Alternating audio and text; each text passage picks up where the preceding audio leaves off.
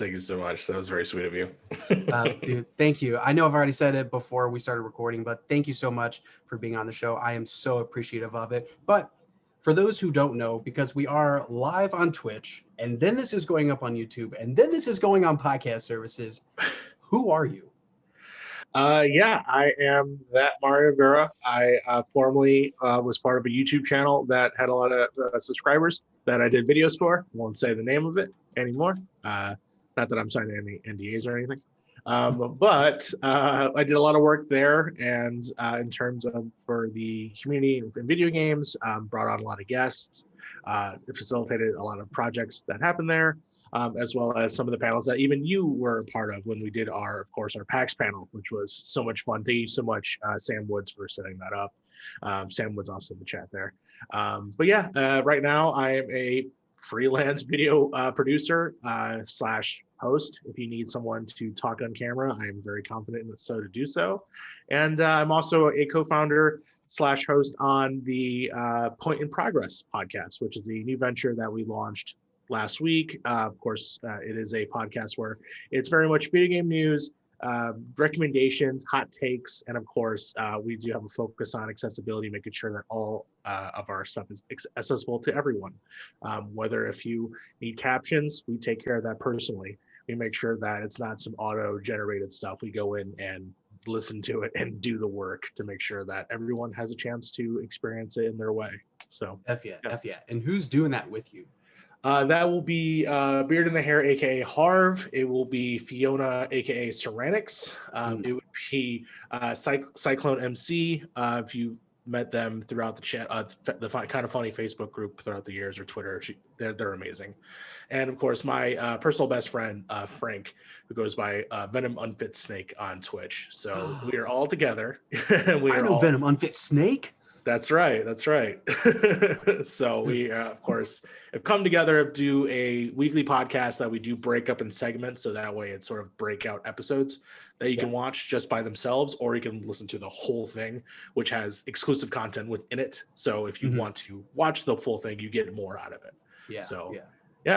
We are figuring out the schedule, how we're releasing it, because last week we were very ambitious. We did 2 special episodes and it nearly killed us. When it came to transcribing. Yeah, so we'll don't worry. See, episode 2 is coming out. Don't worry. Yeah, that folks. That's an exclusive. It's probably not, but to me in my head and my brain, that's an exclusive. No, for sure. But we're super pumped to have Mario on the show. If you're a first-time listener, first-time watcher, first of all, thank you. I appreciate you so much. But you probably don't know what this is. This is, again, GameChat, the video game variety show, way back in the day. And I've been told that my timeline is a little rough. And I don't care. I'm going to do what I want to do. In the 50s and 60s-ish, that time, there was a thing called the variety show, where an illustrious host like myself would come onto your boob tubes, your TVs, no flat screens, and they would host this sometimes hour-long show with musical guests and jokes and animals and just all these other wacky things. And so we are doing that for you, but about video games. So we're going to kick off our variety show with Newsbies. So on our Newsbies docket, we have 1, 2, 3, 4 items on the docket. Now, we don't just talk about news like everybody else. We give you the hard facts, okay, folks? we give it to you in the way that you want it, concise, tight, and we rank them. So we're going to take these news topics. We're going to give you our feelings and thoughts, and we're going to rank them from extreme hype to definite intrigue to mild interest to absolute boredom. Now, Mario, this is your first time on the show, so don't feel like you're stuck in those areas. You know, we can change them up. I think when we had Craig on, we did absolute like poop. It was poop. We're the Poop Brothers. So if we need to change things up, we can change things up. Fair enough. But let's get to that first item on the docket. Nintendo did the Nintendo Direct. We finally got a full-fledged Direct, and it was something. If you hadn't seen it, there was a reaction video from BLE, so you can go watch that if you want more of my in-the-moment takes. But now that I've had some time to stew, I'm going to wait to give my opinions. First of all, you know what? Rewind. I have so many thoughts that I'm just like jumbled in my head. I'm going to say definite intrigue, full stop. I can expand later, but I'm really interested Because Nate, we've been texting, so I'm sorry, but I'm going to juke you right now. I'm going to go straight to Mario. Mario, what are your thoughts with the Nintendo Direct that we got? I'm going to try and stay positive about it because I will say the experience of it was sort of lackluster, but there are things in there that I think are good nuggets of goodness. Starting off with the fact that we are getting another Splatoon game, and I know Lily Saldivar is very a fan of that, and I'm a fan of Splatoon too. I really love it. I love the music of it. I love the way they introduced it, which was bizarre and kind of like was long, and it kind of felt like Borderlands. And I was like, you know what? If you're gonna end your show on this, I'm into it. It's just so ridiculous. I'm already spent at this point. Thank you so much for just adding more time to my life going away. But you know what? I'm excited for Splatoon specifically. You know what? The other thing that I thought that I wouldn't necessarily be as excited for was actually Skyward Sword specifically, because I never played it. I never played it. Okay. I played Twilight Princess. I never finished Twilight Princess on the original Wii, and it's primarily because of the motion control stuff and the way that the game went. So the fact that, and then I skipped Skyward Sword entirely because I figured it was the same thing, if not doubled down on it. So I was just like not interested. And then I know people have like their reservations, but even though it wasn't Game of the Year, some people think it's like the worst Zelda or whatever. I'm excited at the very least to like give it a shot now because they've give you multiple accessibility options in terms of like, do you want to do the waggle? Go ahead. But if you want to do buttons, perfect. There you go. I'm really excited to jump back into that game. I didn't finish Twilight Princess or Skyward Sword, so let's throw that out there. Yeah. And for me, I'm right there with you. It was the motion controls. So when I saw that they were bringing it back, I'm a huge Nintendo fanboy, Legend of Zelda fanboy. For goodness sakes, my son's name is Link, so obviously I've got a problem. I wanted more, but I was happy that we got something, honestly.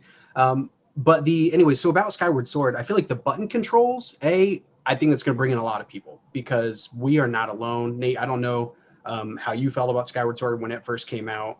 But for me, button controls, I was waiting for them to say it. But then when they showed it, I was a little confused. And I don't know if there was a deeper dive, but I was already curious, okay, how are they going to make it, how are they going to translate it over to buttons? Because you're right, they did double down on those motion controls with the Wii Motion Plus.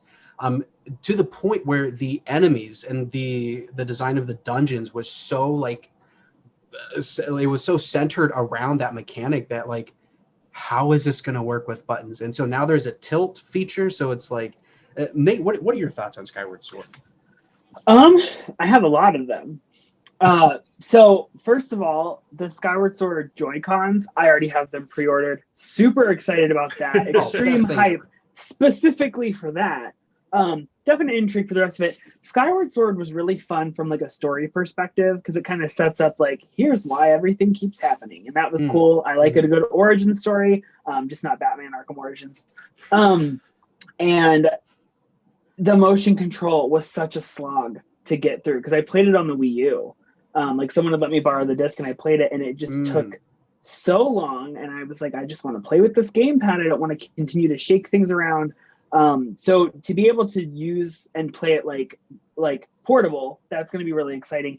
I just don't know. Is it going to be like a flick or is like, that just kind of seems like how intuitive is that going to be? So it's very unclear. I will give it the benefit of the doubt. I thought it was a really fun game. I thought it was a huge trick to have the creator come out and say, hey, I know you're all excited about Breath of the Wild 2, but I also know that there's probably going to be more to come. So I say if you have not played it before, go ahead and play it. Hopefully this will add a new level of gameplay because you won't have to like just back and forth and miss as often as I did. Yeah. Mario, what are your other thoughts about the Direct? What are you feeling? Otherwise, I thought that there was a lot of time dealt with games that I thought that maybe it could have been just simply a press release or even in other places. So actually some games are in there that are not exclusive to the Switch. Like Knockout City is one of them. Even though there's a beta this week and I'm playing it on the PC, I'm not playing it on the Switch. It's something that you easily could have just done. It could have been anywhere else. And basically is what I want to say. That could have been filled with something else, or at least something else to tease us, because Nintendo and these other companies, they like to show us games that are nowhere near coming out. that easily could have been filled by something that they already got something in development. You know, even if it was another like Metroid Prime is coming, don't worry, it's coming, and just something, you know, I don't know. I just feel like I would rather have seen that than these things that are not exclusive to the Nintendo specifically. And I know that they're going to have third-party stuff. That's not the main issue. That's not the biggest issue, but at the very least, you know, I just thought that there was just too many of it. Like, you know, Plants vs. Zombies. Okay, great. Now, I say all that, but then we also got a Stubbs the Zombie game coming, and I'm like, okay, engine on the Switch, let's go. Yeah, like I'm so glad that you brought that up because Stubbs the Zombie, I feel like I'm not nobody because I know Ryan McCaffrey loved Stubbs back in the day, but the populace at large doesn't know about Stubbs, and it's so good. Thank you for bringing that up. I was reminded, obviously, from the chat. I think Ben mentioned it, and I was like, yeah, you're right. Stubbs Zombies was there. So if you had to rank with our very fine-tuned news ranking system, where would you put the Nintendo Direct? I'm going to give it a mild interest only because Stubbs the Zombie. Okay. Without Stubbs the Zombie, I think I've probably been like, yeah, I don't know, but no. That's where I'm going to put it. Poor Nintendo. Sorry. Yeah, I think in the moment I was very excited. I was very hyped for a lot of the announcements. But as it went along, I was constantly watching the time because I'm like, it's the 35th anniversary for The Legend of Zelda. Are we going to get something? What other big announcements do you have? Like, I'm with you. I feel like a lot of the announcements could have been a press release, like Outer Wilds, Hades. Like, come on. I feel like that should not have taken up time like the way it did. But still, I feel like there's a lot of great information. I think it's cool that we're getting like some of the Famicom Detective series games that have not been released here previously. Those look right up my alley. But as a whole, it didn't feel like we got a lot of those big hitters that I was looking for. So yeah, definitely. You know what? I'm bumping down. Definite intrigue is now becoming mild interest for me. But next item on the Newsbies docket, Hogwarts Legacy. Hogwarts Legacy has made its way back into the news again. Now, this is an article from Kotaku written by Ian Walker, and I'm going to pull through here. Troy Levitt is a lead designer at Warner Brothers development studio Avalanche Software, currently working on controversial Harry Potter game Hogwarts Legacy. He also ran a reactionary YouTube channel focused on attacking feminism and social justice for over a year. This information was first provided by Did You Know Gaming contributor Leon Robertson, who highlighted the channel Friday evening on Twitter. An accompanying screenshot shows a small portion of Levitt's YouTube channel, with video titles such as The Injustice of Social Justice, In Praise of Cultural Appropriation, and Are Thought Crimes Becoming Real? The latter a reference to George Orwell's dystopic sci-fi novel 1984. Right-wing commenters often use the book Authoritarian, a Big Brother government as a comparison point in their criticism, likening the fictional surveillance state to real-world equality movements. Now, my buddy Ian Walker, sorry, I had to scroll back up there. Ian has a few other words about that, but where are you two at with this? Because I feel like initially I wanted to play Hogwarts Legacy. I'm a big Harry Potter fan. I grew up with the books, grew up with the movies, and then all that stuff happened with J.K. Rowling last year during the summer. Really disappointed with me, and I was already on the fence, like, okay, do I support this? But people have worked on the game that don't support her, and is that their fault? And then now this happens, and it's like, I don't want to support that guy. Like, yeah, that is if I can say, a douche canoe. Do people still say that? I don't even know what it means, but that's what he is. Like, that's a terrible thing to have come out for your game. And I feel so bad for the other people who don't align with his opinions and views. And now are like, all my hard work is probably just going down the drain. Like, Nate, where are you at with this? I am just like, I've been really bothered by this whole Harry Potter thing since last summer. And it's just like a huge part of my childhood. And there's cognitive dissonance on like, can I enjoy the art without supporting the artist or enjoying the artist? I had full plans to like purchase this game and then also make a donation to a trans rights organization as like an FU to J.K. Rowling. Like, I had a whole plan, but this is just like another kind of like, I mean, not to like throw in like the movies, but like Johnny Depp finally got fired from the third Fantastic Beast. So it's like you have all this stuff happening with this like universe, and it just like, I don't know. I feel terrible for all the people who have worked on this game because it got delayed, which always sucks. It is marred by controversy and now a second wind of controversy. And it like those people put their passion behind it. It's probably a bunch of Potterheads who are like really into it and like maybe take him off. And they've already kind of said like, hey, J.K. Rowling gave us the rights, the end. Like she'll make money off of this, but she has no other creative thing.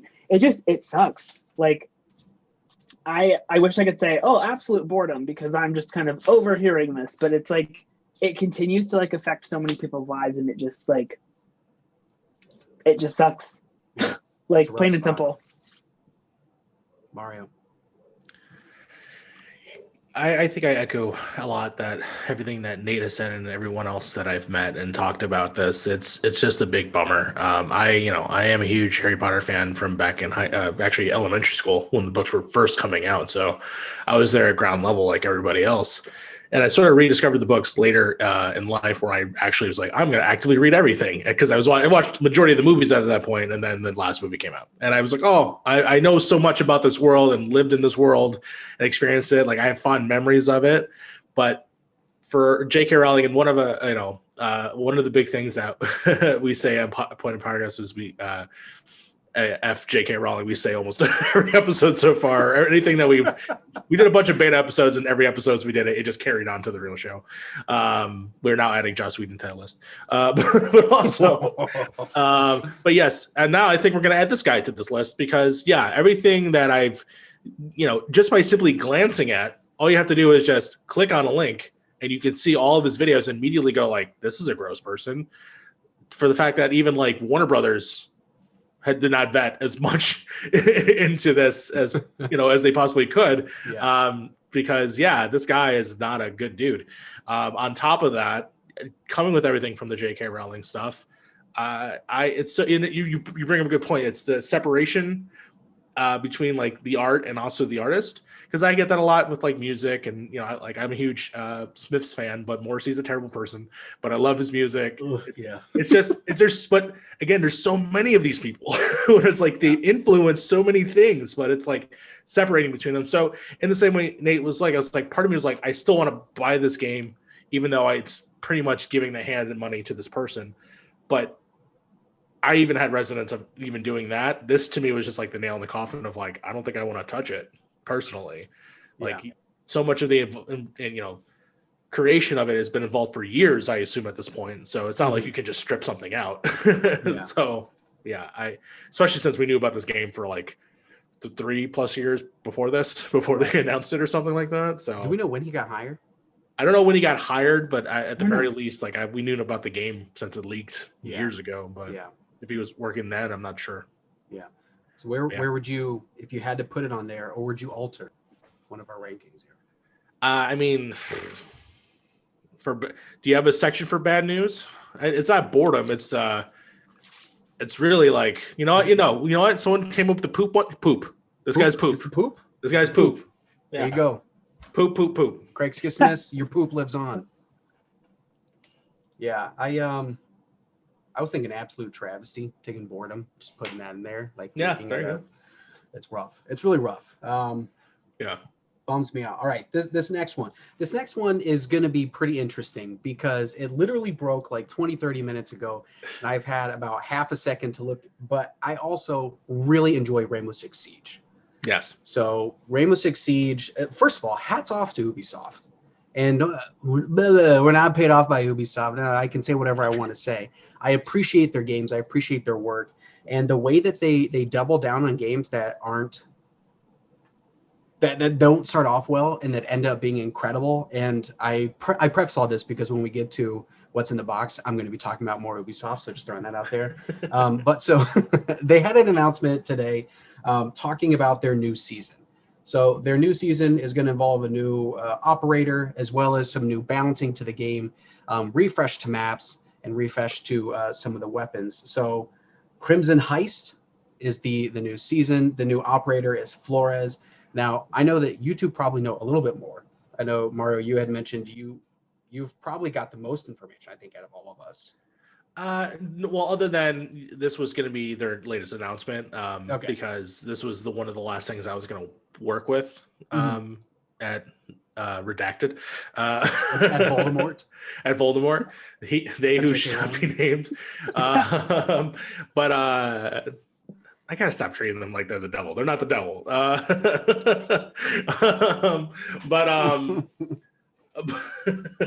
But I mean, in terms of like whenever they announce something new, I'm just excited for it. Specifically, my interest got brought back up when Splinter Cell, and you had Sam Fisher as a thing. Like, yes, it was glorious because A, he was awesome, and two, the music that they played in the opening screen was pitch perfect. I don't know if you noticed it. It was the Chaos Theory music that would kick in. It. Oh no, was it Chaos Theory or was it Pandemic Tomorrow? I think it was Chaos Theory. Chaos Theory was the music that played, and it was spectacular. It was like that weird bing bonging sound, and it was just pitch perfect. Of like, okay, you bring me back to a place. So yeah, Siege does so much love with their games. Coming from a game that I had absolutely no interest in, and I played it very early on, to something that every drop of a new character or a new map or something like that, or new mode sometimes, they keep bringing me back. And I think adding yet another cool character into the mix is fantastic. As I can see this game going on for many more years. So I'm excited, especially since they're supposed to do like a I think a PS5 upgrade or something like that later this year. So yeah, they are doing a next gen upgrade, which it already I've been playing it, getting back into it on my Series X. And it already performs better. So I think once it gets like a full upgrade, that's going to be really nice. Nate, have you played Rainbow Six Siege? I know that you were a Switch only, a Nintendo only person for a long time. Okay, so full disclaimer, have never played this game ever. I do want to, because since last year I now have consoles that are not just the Nintendo Switch. So I'm going to be able to I have a huge backlog of all these games that I haven't been able to play.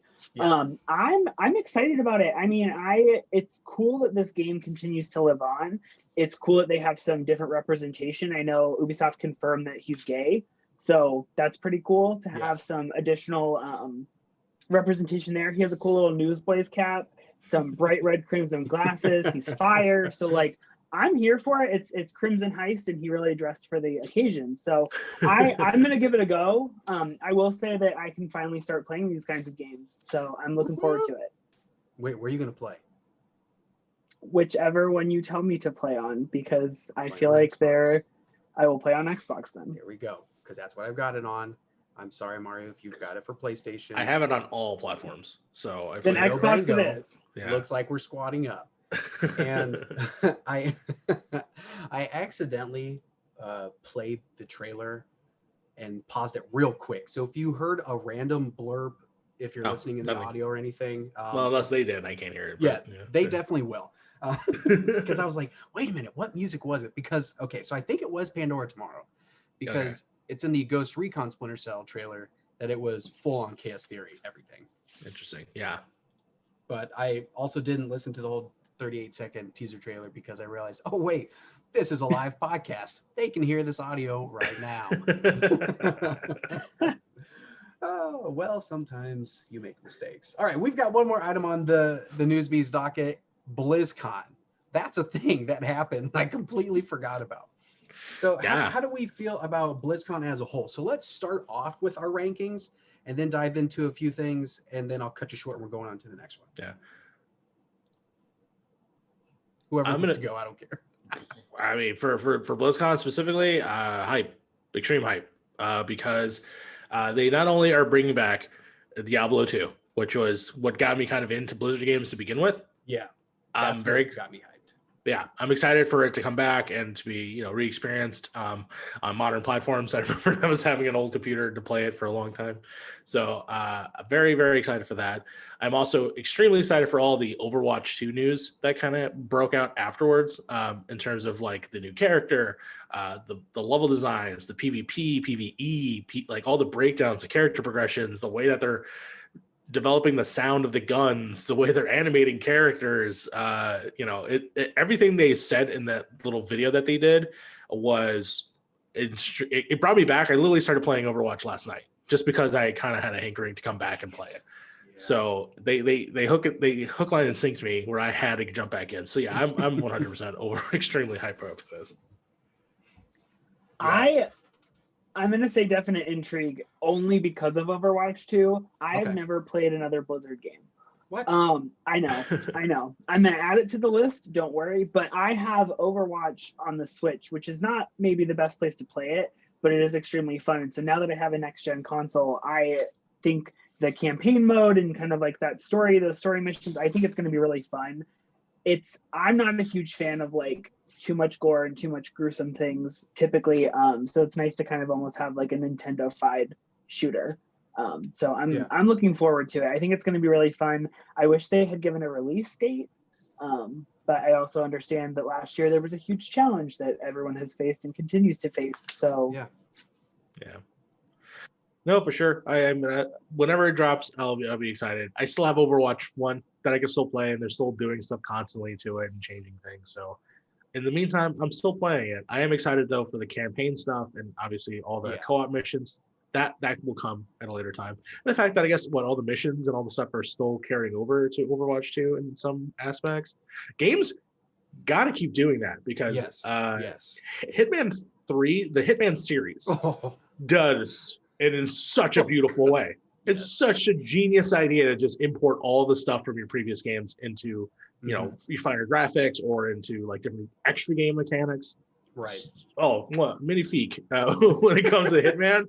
Games keep doing that. So I'm excited for hopefully, like Quarantine could literally just be the whatever the new, I'm sorry, what is it called? Yeah, they changed it. It's not Rainbow Six Quarantine anymore. Parasite? Parasite or Outbreak? Outbreak sounds Resident Evil-y. I'm going to say Parasite. Resident Evil, Rainbow Six Parasite can literally just be a mode added on to, Siege. Like, it doesn't matter to me. But at the very least, I'm excited. The one thing I will say that's a tragedy, and I'm doing this completely from memory, is that if I'm not mistaken, Vicarious Visions, the people that did, of course, the Crash remake, Tony Hawk games, if I'm not mistaken, I thought they were a support studio into Blizzard, which I think is the support studio that helped with the Diablo 2, which, hey, I'm happy it's back, but also please more Tony Hawk games. That's all I'm saying. Yeah, that's a huge bummer that Vicarious isn't going to be doing any other IPs now besides just Blizzard support. So I think we can, unless pour one out for the homie for that one. I know, right? Someone else might pick it up. Like, here's hoping that someone else might pick up like a remake for Tony Hawk's Pro Skater 3 and 4. And you know what? Let's get what's the other one? American Wasteland, something like that. I don't know. Underground. Thug 2? Yeah. Underground 2. Yeah. Project 8, maybe. I don't know. I feel like it's going off the rails. But let us know in the comments below or in the chat. What do you think about these Newsbies news? Are you extreme hype? Are you definite intrigue? Are you mild interest? Are you absolute boredom or something in between? But we're going to move on to the next section, which is a new section in GameChat history. Okay, folks. It's called Game That Tune.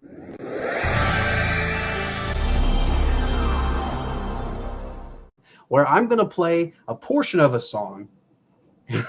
And these two have to either sing it, hum it, or just finish the rest of it.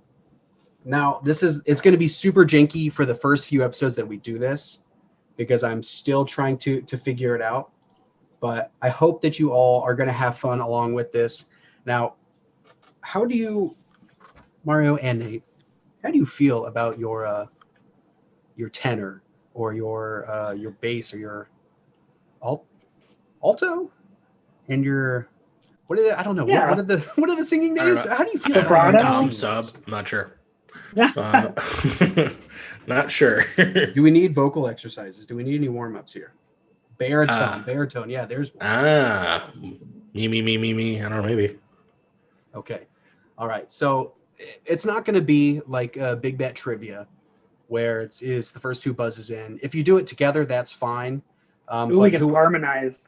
Yeah, you can harmonize. If you could actually pull that off, I'm going to be very, very surprised. Just do some Boys the Men, sure. But whoever can finish the song will get the point. If you can't quite finish it, but you know what the song is, you know what game it's from, you know who the composer is, the title, you can get some extra points. And then bonus points if you can identify from which moment within the game the the song is from. Okay. So it is time, folks, to game that tune. All right, I'm going to do a simultaneous play. Please don't be janky. I hope it works. I know, I really hope it works too. Oh. Okay, can you game that tune? Can you finish the song? Also, Halo, Mario O'Donnell. When's your mixtape drop? Yeah, with me and Marty go way back. Oh, what a great finish to that song. All right, now, yes, Marty O'Donnell, Halo. Yes. Now, Nate, I realize that you didn't jump in and sing it. But do you feel I know like I know what it is. I don't think it goes up and then it goes down and there's a little. It's the Mung chant. You have to know the Mung chant. I got to be in my bathroom to be fully echoed, though. Just like in that meme video. Yeah, you got to get that reverb going. Yeah. Bonus points. Can either of you pinpoint at what portion of the game that's played? The title screen. That's a good point. That's a good point. That is a good point. Now If it had the guitar made it into Hulu or not Hulu, Halo. Now, are we correct that it's the original Halo? It is the original. I was wondering if anyone was going to ask, like, wait, is this the remix that they did for Halo 2 or is this the original? Oh, I could tell. So that's why if you played the guitar riff, like they're saying in the chat, 100%, I would have all right, it's Halo 2, it's Hoobastank. Or Benjamin, but no. Yeah, Breaking Benjamin was also on that soundtrack.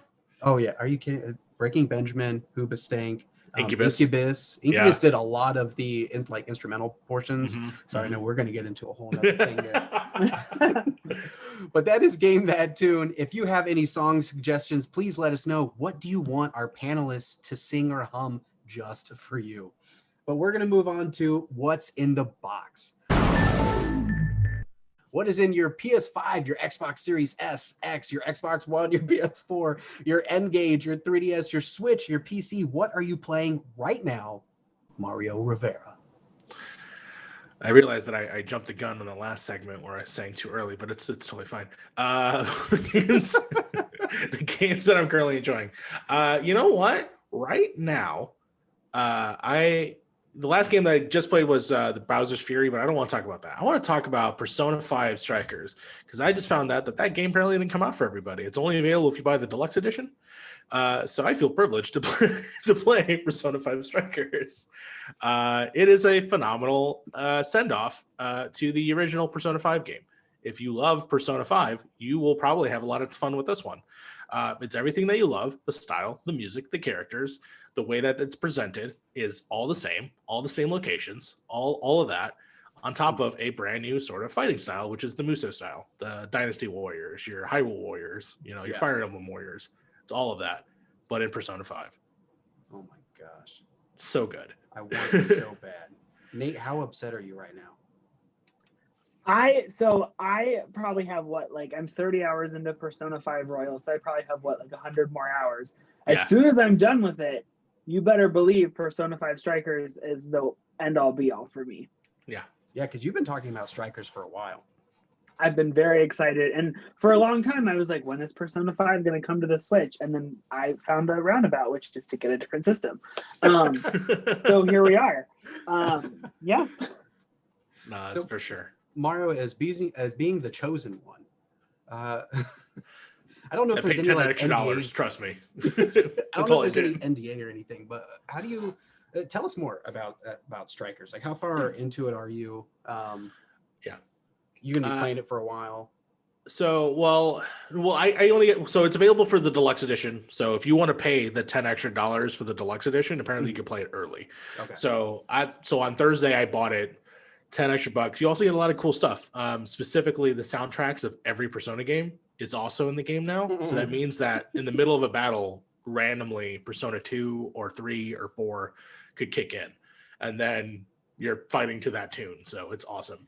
So Persona 5 Strikers, like I said, takes exactly after the original Persona 5 game. It doesn't take place after Royal, from what I understand. So if you are playing Royal, if you played just 5, you're fine to play this. If you're playing Royal, some things I guess just won't be acknowledged. Because again, I haven't finished Royal either. I've only finished 5. So as far as I know, things are not acknowledged. So I'm curious about what that is. Or they just did a really good job of just finding the tune line of like, here's obviously the stuff that happens afterwards, but nothing too crazy. Yeah. But anyways, so it's without spoiling it, because I know that you play it. The crew basically goes on another adventure, and they have to solve it, and they have to team up with new characters, which is kind of interesting. Okay. So new characters in the world of Persona, other than the ones that they of course added in Persona 5 Royal. Yeah. Which as of right now, or as far as I know, are not in the story because they're not. Interesting. But they could be added as DLC down the road, maybe. So who knows? But otherwise, yeah. So the gameplay is, and I've never played any of these Muso games before. I've always seen them from afar. I've never touched one. Never had a real general interest, to be totally honest. Yeah, it's okay. But you put it in a Persona 5 world, I'm gonna play it. So yeah, or the genius idea that came up during the Nintendo Direct when they showed Dynasty Warriors or Samurai Warriors. Why isn't there an Avatar: The Last Airbender Warriors game? How perfect would that be? That would be so good. That's all I want. Yes. How perfect would that be? Anyways, yes. So, the characters are all there. The cutscenes are exactly like the cutscenes. You know, it's still that same like visual novel style. The animations look fantastic. I'm playing on PS5, which is sort of like a PS4 Pro, right? So it has like the different modes of like performance versus 60 frames per second. To see Persona 5 at 60 frames per second is gorgeous. The music pumps hard, especially the new versions for this game specifically are faster. So that way it goes with the beat of you beating thousands of enemies and thousands of shadows and Jack Frost and Pixie and the other weird ones that they introduced later. The boss battles, as of right now, have been kicking my ass, but luckily it does give you that option to like tone it down a bit if you don't want to like keep getting your ass kicked. So if you are someone that's like, I'm kind of here for the story, they do have a mode for you, so you can just start whooping ass and keep going forward. But ultimately, if you, like I said, if you love these characters and you love the world and you want to see it, which is basically a sequel in a lot of ways, this is definitely something that I think you should play. Now, granted, if you've played a Persona game before, or at least a spin-off game of Persona 4, like the dancing games or the fighting games, they do the same thing where it's like story heavy up front, then you get to the gameplay. So you do have to like first 2 hours is very much you're just getting involved into everything.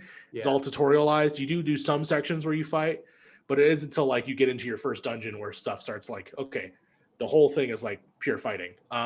There are some elements in the game that I wish were better when it comes to like, so like Nate, you probably would know this. Like when you like leave a dungeon, you have to go to sleep for the day. Like it's done, right? And this, you leave, you can go right back in, and then everything's all healed up. And I'm like, all right, I don't know what the point is to do this, but that's fine.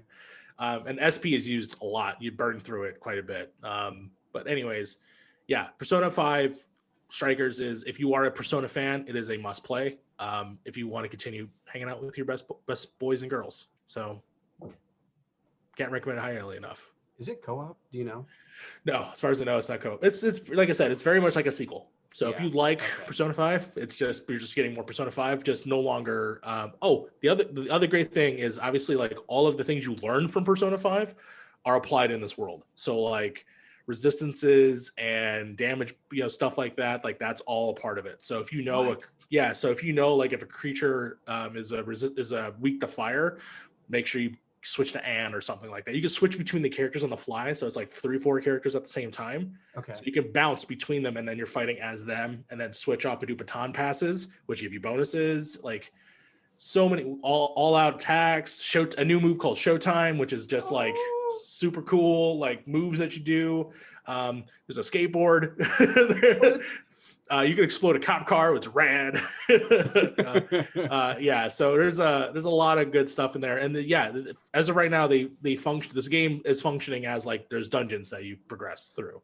So I think I made it like 10 hours in for the first dungeon, or less than that. I want to say. I think I did better than that. 10 hours for the first dungeon? I want to say 10, but I could be wrong. I have to look at my clock. Maybe 7. Let's just say 7. And then of course they're moving on to other stuff. So I'm happy the game continues on. So we'll see. We'll see how long the game actually is. Sick. Nate, what's in the box? What are you playing? Well, Persona 5 Royal. I have just finished the second palace, and I got to like the fourth palace in the anime because I thought I'm just gonna watch the anime and then be able to play Persona 5 Strikers, and then obviously right now I'm playing through it, so I stopped the anime, like hard stop. So I'm playing that. I am playing Miles Morales, Spider-Man Miles Morales. It is literally, I don't know if this is a hot take. I like it better than the first one.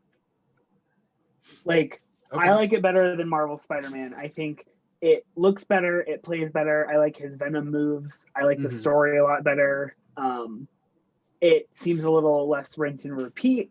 Maybe a smaller story is, more concise story is great. I don't know. That could potentially be like a hot take or whatever, but I think it's way better. It's super, super fun. And then I have dabbled a little bit in Bowser's Fury, trying to like get the completionist in me to just like find every shine or whatever it's called. It's cool. It's fun.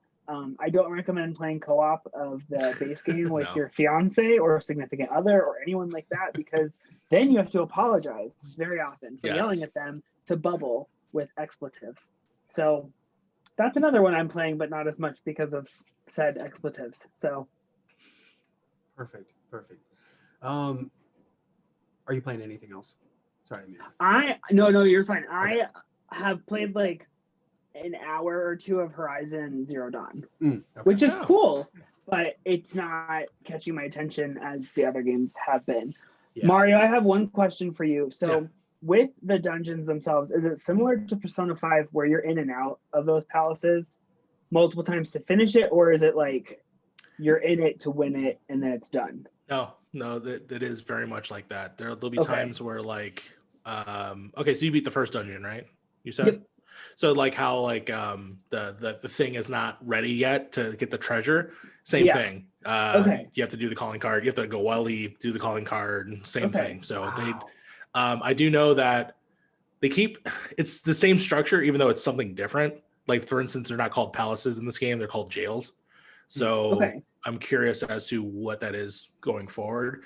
But yeah, when I beat my first dungeon, it's very much, it's like, okay, we got to infiltrate, we got to figure this thing out, and then we got to leave. And then the next day, and then this, and this is like, and we have to investigate in the real world and figure out if this person is that, the bad person. And yes, they are. So then boom, we have to go back in. Yeah. So this is all the same stuff. So if you're enjoying Royal though, just get through Royal and then you got more goodness to go. So yeah, for sure. Obviously, you get the button mash and all that stuff too, but I live for that though. Yeah. And because you are the main Persona user, he has multiple personas that he gets throughout the game, so you can switch between them. So that is all in the game. Everything that you love about Persona 5 or even dislike is in this game. Even the switching the menus is the same thing. Of like, they have overt menu transitions just because it's styled. Yeah. So yeah. Oh my gosh, I want it so bad. I love it. Available on the Switch. Yeah. Hey, so what are you playing? Yeah. So aside from like, basic stream games, I started up Project Triangle, but wanted to like sit and have some time. So I don't feel like I got a really good taste for it. But honestly, I've been sinking so much time into Ghost Recon Breakpoint. To the point where like when I am streaming other games, I talk about Ghost Recon Breakpoint. And I feel like nobody else is talking about it, and they should be, because Ubisoft has been updating this game and giving it the love that they've been giving Siege, and it's like nobody knows. Like they just added, the new thing that they added was they added a new world event and a new rework to the mechanics, like some of the things that were in the base game that were kind of frustrating, like the sound design of the guns, like a lot of the guns sound the same, like that's still there. And if you didn't like the leveling system, which was like very similar to the Division, you can do like the original hard mode immersive Ghost Recon, and it's phenomenal. You can pick up any gun that you want. Any attachment that you want, like you still have to find them in the world, but there's no like weapon tiers. Like everybody is on the same level. You can defeat go wherever, and it's just really nice as somebody who's been a big fan of the Ghost Recon series for a long time. They also added in more tactical features because Ghost Recon was a big tactical shooter. And then like coming into Wildlands and more specifically Breakpoint, like a lot of people were upset that they really watered that down. Like to the point where Breakpoint, you were like virtually by yourself unless you did co-op with other people. Now you've got AI squad mates. It's still very basic as far as the commands that you can give, but you can still like tell them to go somewhere, stay with you, you're clear to go hot, things like that. You can do the sync shot, which is really, really nice. And it just feels good. Like it has the classic Ubisoft formula of like you can go to the base, clear out the base, get the thingies from it, and you've now, I'm not going to say you've cleared out the area, as long as you're still playing, the area for the most part is clear. But if you save and leave, if you die or if you do another mission, like those enemies come back like a Soulsborne. Yeah. And the DLC is just, I'm a huge Splinter Cell person. To the point where I die a little inside the more that I see Sam Fisher in other properties. Just like me, man. Yeah. I hate it. I'm going to say it here, but I'm going to tweet it later because I keep forgetting about it. There is some mobile game that uses the double agent Sam Fisher character model. It's like some mafia game. You know what I'm talking about, Mario? Not that. No, I thought you were talking about the Ubisoft game that they announced that also has Sam Fisher in it, and I was just like, why? Why do you keep doing this to me? No, this is like some random mobile game that someone else made, not the Elite Force or whatever that is. Got it. Yeah. Yeah, I don't know how they're not getting sued. It's literally just the prison scene, Sam Fisher, bald head. Like it's literally the exact same character model. But anyways, yeah, I'm super bummed that we don't have another Splinter Cell game, and I'm not counting the VR thing that's coming to Oculus. That no. But that said, the Splinter Cell DLC for Breakpoint is the best content that I've seen for Sam Fisher in any other property that's not his own game. Because he was in Wildlands, but it was for like 2 seconds. Like there was not a lot that you did. You just kind of like had a couple cutscenes and then defended a point, and it was like, all right, there you go. But I implore you, anybody who's listening or watching, if you're a major Splinter Cell fan, first go watch the trailer for the DLC content on YouTube for Breakpoint. And then after you're done sweating yourself and you've picked yourself off the floor, buy Breakpoint and go play it. I have questions for you. Yeah, I want them all. I want them all because I seriously could I play the Splinter Cell stuff without having to finish the original game? Yes. Okay. I own it on Stadia. Do you know if it's crossplay or anything like that? It is not crossplay, unfortunately. Okay. But here's something that's really dope that they did. They have this thing called Friend Pass. And I'm like, F the world for not knowing this. As long as one person owns the game and the other 3 people just download the trial version, they can play the full game, full leveling, full characters with the person who has the main game. Now they can't play the full game without that person, but they can play like the trial version with no time limit up to a certain point, but then like just keep playing with that same character and leveling them up. Yeah. So if you've got 3 people with Stadia who have the trial version, you can do co-op with them for the entire game. Okay. So all right. Yeah, because I have it and you're selling me on the Splinter Cell stuff, and if I don't have to play through the rest of the game, because I played it for like an hour and I paid like $30 for it, and I was like, I don't know, I don't think I want to do this. And it could just be because I got it on Stadia. It literally could just be the reason.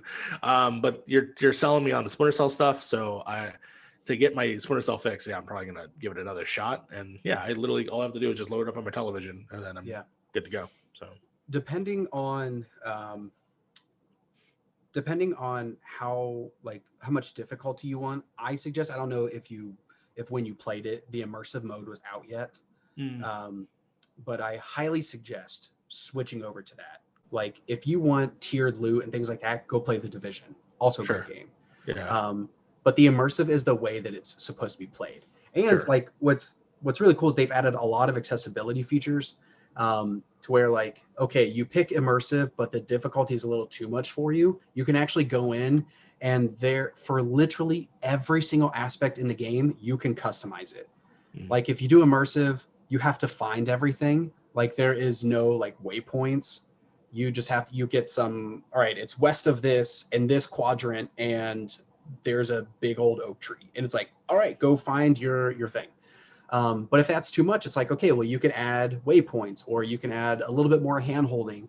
Do you like the immersive stuff for the weapons? But the enemies are too hard. All right, well, let's turn down the enemies or let's turn down drones, 0 helicopters, no patrols. Like there's so much that you can do in this game. And I'm like, nobody knows. What are you doing? Ubisoft, like talk about this ish right now.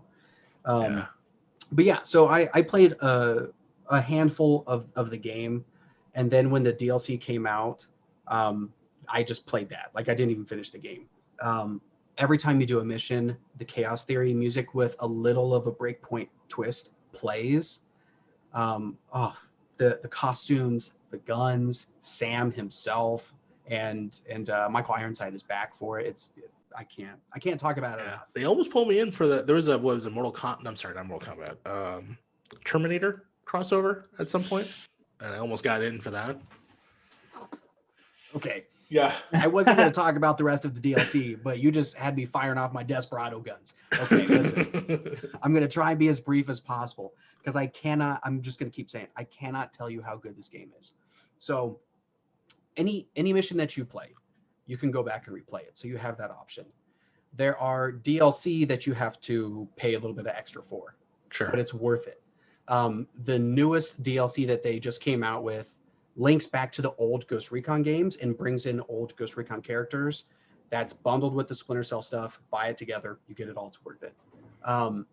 That is separate from the free world events that they have. One of which was Rainbow Six, which was intense. You just like have these random like plumes of poison gas. You're helping save people. Actual operators from Siege come in.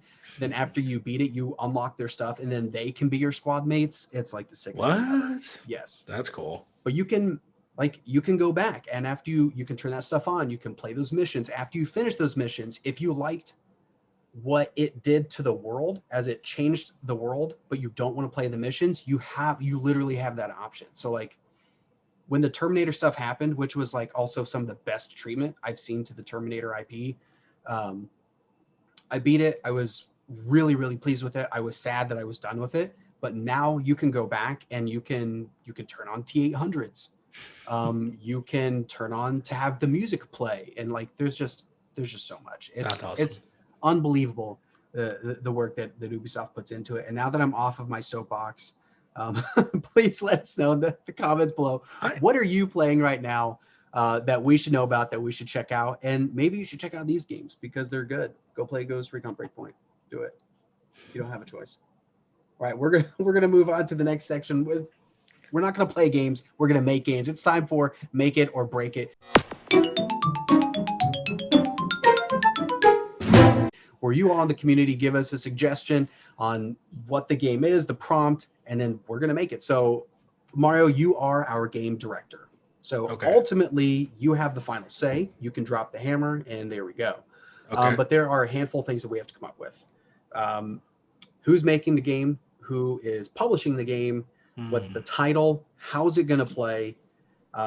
Any other miscellaneous things we want to throw in there? And then lastly, we'll throw it back into the community for the cover art, the box art. But the prompt that we received, thank you so much, Threat Level, you know who you are, Deep Sea.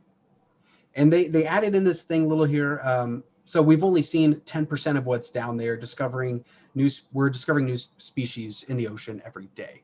Because I believe it was like episode 4, we had Zombie on and we did Atlantis. So this is separate from Atlantis. This is just the deep blue ocean, deep sea. Let's make a game. Go. Got it. I mean, I already have my preconceived notions of what I want just by the prompt alone. Let's hear. But to match it with, the 10% thing. So, okay. Have you heard of a little film called Deep Blue Sea? No, but I know the song. Okay. The heart is like a shark's fin. Yes. It is about a group of scientists that augment sharks in the middle of the ocean. They're on like this like science lab / like dock area place that's like in the middle of nowhere, complete nowhere, right? There's a fence blocking it. The sharks go a little nuts, and there's a thunderstorm, and they are trapped underwater with the sharks in terms of these like hallways. It's Resident Evil, but sharks. Okay. Survival horror. You have to avoid the sharks when they, sort of like Mr. X around through. I'm good with that. And yeah, I don't know. That was the first thing that popped in my mind. Obviously, when I saw the prompt as deep sea, immediately I'm like, deep blue sea. We got to do the video game version of it. 10% of the down there, it could be a new species of shark. It could be augmented sharks. It could be other fish animals, polluting the minds of these sharks, and that's why they're so crazy. But if we don't make this game, please see the movie. The movie's fantastic. It has Samuel L. Jackson in it. Okay. Do I ask you guys for suggestions, or am I coming up with the full concept, or are you pitching things to me? We're a think tank. We're all going to be dumping stuff in here. Okay. Do you have any ideas? Do you want to add to this?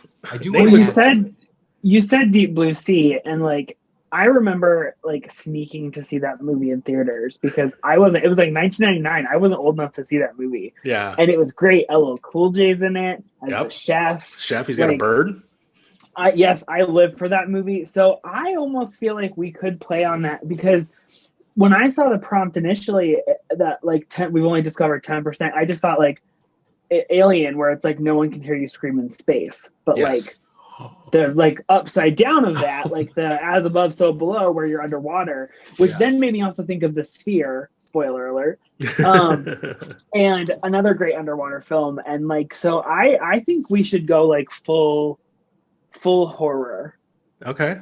Like maybe campy horror, because Deep Blue Sea, like no one's gonna call that high horror, but it's also fantastic. So maybe like something campy. What if we did it almost kind of like Until Dawn, but like with like the Deep Blue Sea like shellac on it, where 100%. You're making all these decisions for all these people, because then you can get Samuel L. Jackson to reprise his role. You can get LL Cool J to reprise his role. Like maybe they survive at the end of the movie. You never know, Be a reimagining. Like I feel like we could do something where there's like Thomas underwater. Jane, get him back. Yeah, like in underwater, I feel like there are so many like snap decisions you have to make, and in that movie, a lot of them made terrible decisions, and we saw how it ended. Yeah, 100%. Gloriously. So I feel like we could like definitely play on that, and maybe have some like stealth, like Alien Isolation, where there's a little bit of stealth involved. I don't know. I want to play this game now. So whatever we make, platforming. You're right. They have to be rise above the water, because if they're anywhere near that water line, they're screwed. There could be power lines that are busted, and then there's electricity water. There's just so many elements to this escape that we're building that the player has to get through. Not just sharks, but hazards as well. Yes. How do we feel about like if we're exploring an area and we discover like some sort of underwater highway similar to Finding Nemo, where it's like a slipstream thing. So basically it's not open world, but it takes you from like a arena to arena. Sure. So then that gives us the ability to add new creatures, new hazards, new things like that. And we could mask loading times. I'm just assuming that we're going to give some older consoles this love as well. Yeah, for sure. I can see that. Or at least like even like zip points. Like for instance, like you got to travel fast in this area because these things or these creatures or the fish. So maybe it's sort of like a zip line that pulls you or something like a rope line or something that pulls you really fast between areas. Yeah. You have to add in a couple quick time events though, like 100%. Snag, you're gonna have to like fix it. Yeah. And so it adds to the tension, and then it can start to like vignette in as the shark or whatever gets closer to you. I'm here for it. If you get too much battle damage throughout the movie or throughout the game, and blood hits the water, oh no, that's not good. That's not good for that character. Yes, a blood meter. Like the more yes. that your blood permeates into the water increases your danger levels. Yes. Yeah. Like, not to bring it back to Persona 5, but like if you get caught by a bad guy, their little threat level goes up. That's right. In the top left corner. So it could almost be like a timer like that, or how like Spider-Man. Yeah, you got to patch yourself up, otherwise, whoa. I'm here. I'm into it. Like, what developer could do this justice though? Like, I feel like we've got some great ideas, but like, who could then say these are all fantastic? I'm going to string them together into 99 Rotten Tomato certified fresh version of this fantastic film. I would have said, I mean, you brought up, Until Dawn. I probably would have done Supermassive if we went the storytelling route. But if we're going to do that, are we going to go sort of like the Resident Evil, almost like Uncharted, not Uncharted, but like maybe like Crystal Dynamics, like Tomb Raider? That's what I was thinking. Crystal Dynamics. They do gore really well. Like, yeah, they do. They do. It's like, that rebar. Satisfying. 100%. But like an early Crystal, before Avengers, Crystal Dynamics, I think probably would have done some really cool stuff with this. In the same vein, like Capcom, obviously, but I think, I think Crystal Dynamic. If we're gonna go the action route with it, specifically is because there's also, like I said, like if you remember in the movie, or even like there's the traversal part of they have to climb up an elevator shaft because the water is rising, or there's a part where a woman is not dancing, she's on top of furniture because there's a shark in the water and she's staying above, and then there's like lines that are busted because of an explosion, and so now the lines are electrifying the water. Like those are things that are very permanent, I think, that would be in a Tomb Raider game in the last Crystal Dynamics ones. So to me, that's where I'm at when it comes to that, for sure. I'm here for it. Yeah. So I'm gonna say it's a Square Crystal Dynamics game. Yeah. Now who's gonna publish it? I mean, if with the relationship with that Crystal Dynamics already has, Square, I guess. You think Square would be good with it? Yeah, I think Square's fine with it. Okay. Yeah. If we're gonna go that route, if we're gonna go Crystal Dynamics, I mean, why not? Why not? Yeah. Now, title. Yeah. Title. I mean,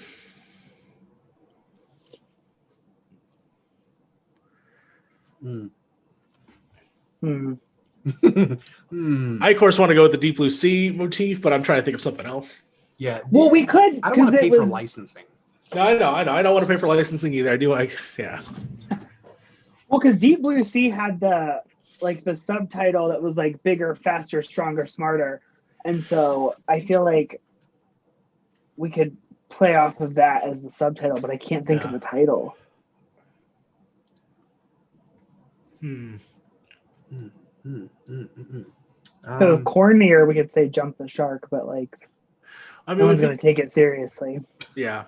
We can, basically basing off like the alien sort of like the haunted house motif, because it's like you're basically going through a house of errors, but it's underwater. Yeah. I'm trying to think. What's like a nice like single play on words that we could do?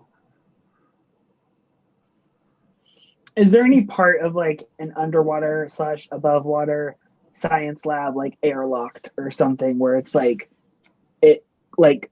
what's like a thing that could be like the thing? The pressure. Wait a minute. I think I'm onto something. But I have to Google it to make sure I know what it's called. You know what? I'm gonna base it off something in your background. I'm just gonna call it Laguna Beach.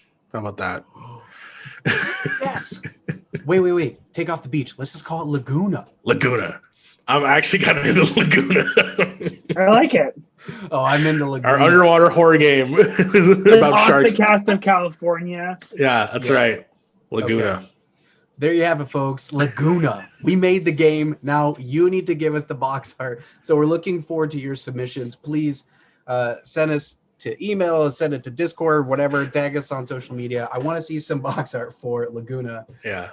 But bonus if they have a hat is like a shark's fin. Just let me know. Let me know if you get that in there. That'd be so good. So good. All right. It is time for Big Bet Trivia.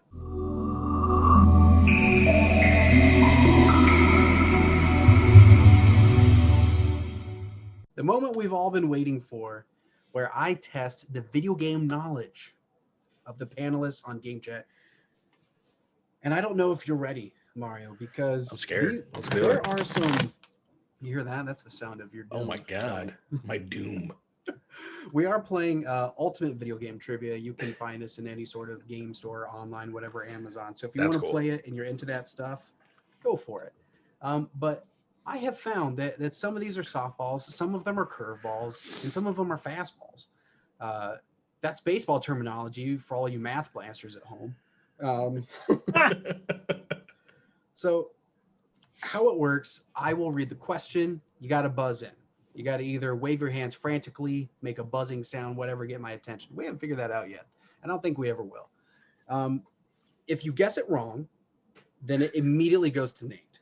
If he guesses it wrong, then it goes into a 3 strikes, you're out. Jeez, more baseball. So then as we get into these 3 strikes, I will then give you hints that will try to guide you. If we don't get it by the end, it's a draw. So, okay. All right. Beginning in 1995, which video game series developed by Team 17 features opposing teams of annelids attempting to eliminate each other? Is it annelids? Annelids. What is an annelid?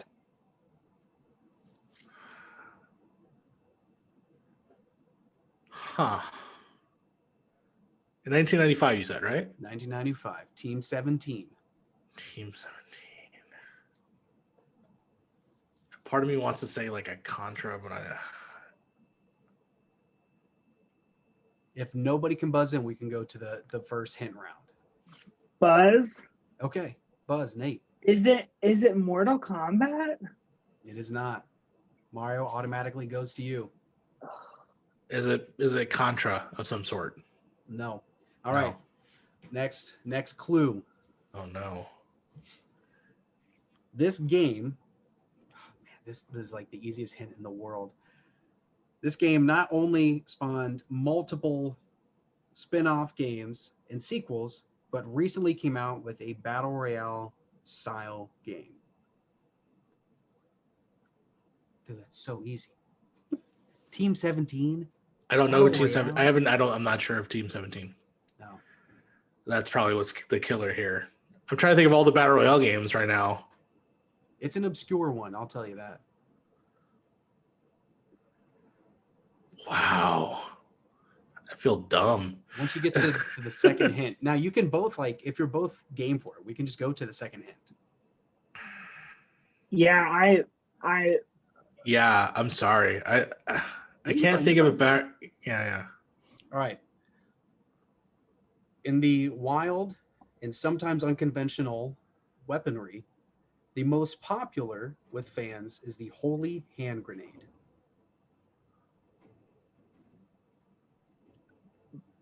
Oh, come on. What? Battle royale. Now, I know that there's a holy hand grenade. I just can't remember which game has it. Yeah, with the battle royale. The base game is not a battle royale. The battle royale is a spinoff.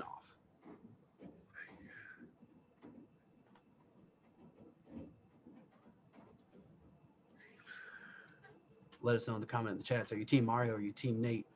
I'll give you about 10 seconds, and then we're going on to the last hint.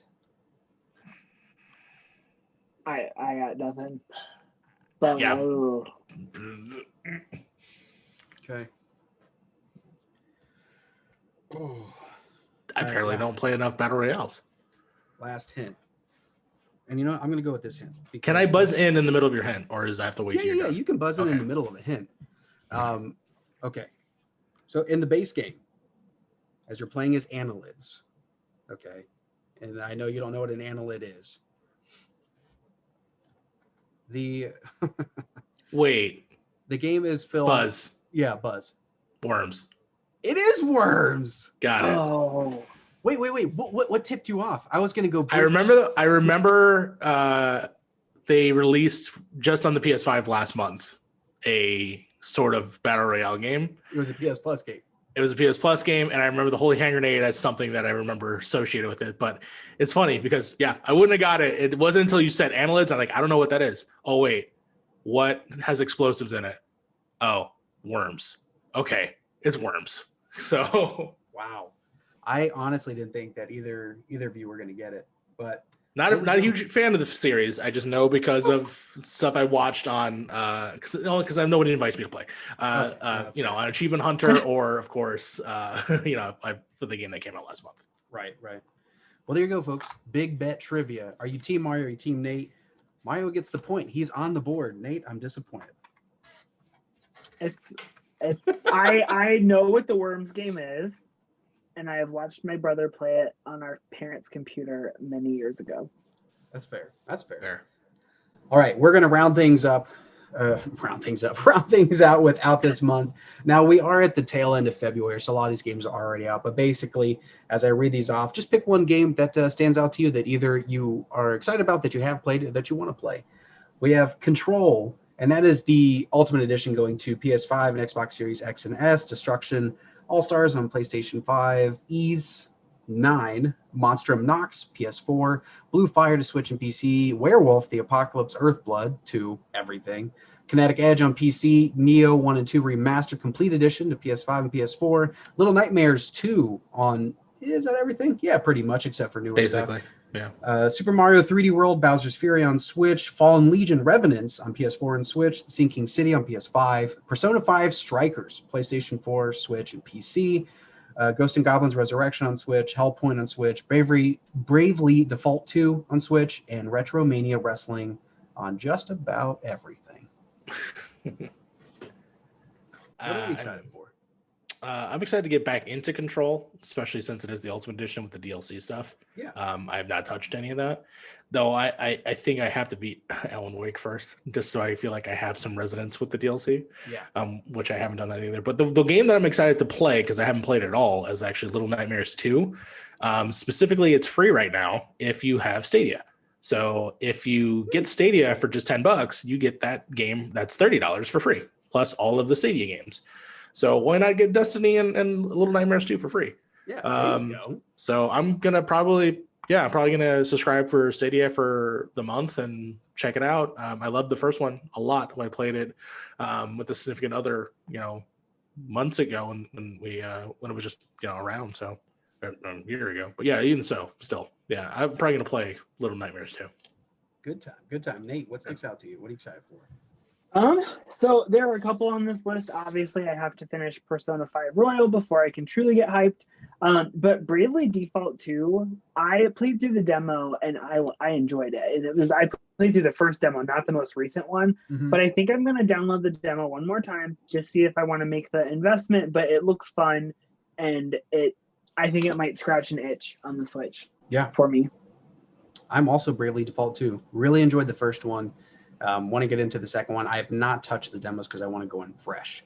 But let us know in the comments below in the chat, what games are you excited about coming out in February? Now, as we do our sign off, we always like to do a community spotlight where we highlight one of you in the Borderline family community. And in this episode, we're highlighting Kevin Diaz from PlayStation Source. Kevin not only has his own stuff with PlayStation Source, but he's also written a few articles for us. It's been fantastic. So please make sure you go check out Kevin. He's doing great stuff. And now we're wrapping things up. Mario, where can people find you, your work, all the above?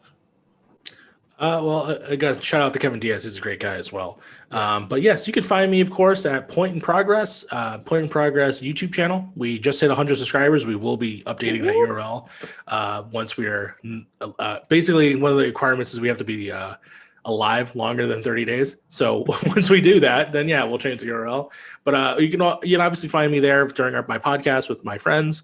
And you can also find me at twitter.com/thatMarioRivera, where you can find my link tree, which has access to all of my platforms, my YouTube channel, my Twitch, all under That Mario Rivera. So if you're looking for that specifically, go for it.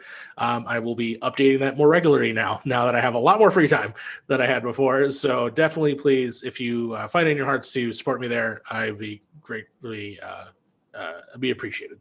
So, all right, Nate, where can people find you? I'm on all the social medias at the Nate Pretzel, like the food. And so I'll be sharing a lot of screenshots of Spider-Man Miles Morales and food I'm eating. So, well, there we go. There we go. All right. And you can find me at agreenriver07 on Twitter. But if you can follow anybody, please go to Facebook, Instagram, and Twitter, YouTube. You're already on Twitch, so you know what to do. Search Borderline Entertainment, like, comment, follow, subscribe, all that great stuff. Join the community today and be a part of something that's growing, and we're having a ton of fun. But thank you again, Mario, so much for being on today's episode. But until next time, be well, Borderline family. Be well.